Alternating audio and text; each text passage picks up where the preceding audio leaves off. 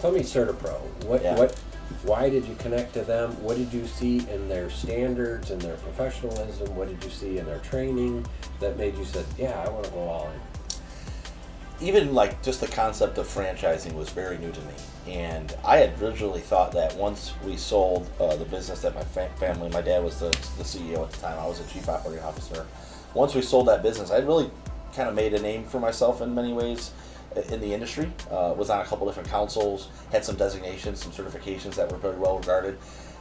But then I realized that if I was going to do that, I was going to do it for somebody else, and maybe I was going to be the person that would help that person achieve their dreams, and I was going to help that person. And I really wasn't going to do it for myself, and I think it was my wife, I'll give her the credit for kind of looking at me going like, you're going to do the same job you did before, but you're going to ask permission to do it. Yeah. And so that was the part where I was like, I need to really think about this. I got contacted by a franchising company, company that like puts people in places, and there's brokerages and stuff. So that was my first experience with it, and it was really just like a due diligence process with 4 or 5, maybe even 6 different concept brands, from anything from a storefront to brokerage of like trying to buy and sell businesses, to put them together, Main Street, like kind of a brokerage on Main Street, Okay. I think that it was the similarities from the private security business to like the painting business, where you're essentially taking a service person, right? Person who delivers the service. You're putting systems and processes in place, and you're trying to put it together in a way where you can sell it to a customer and give them value for what they're paying for, right?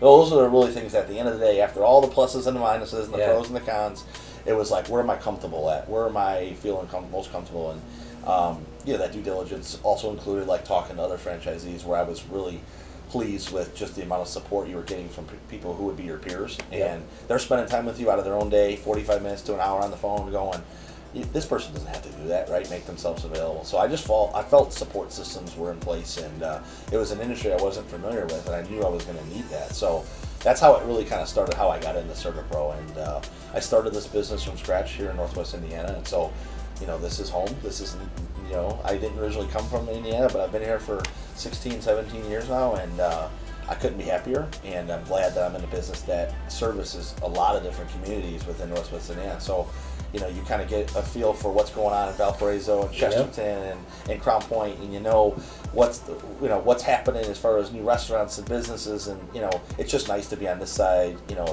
of the fence, where you see a lot of positive movements in the economy and the positive things happening as far as the development in our communities.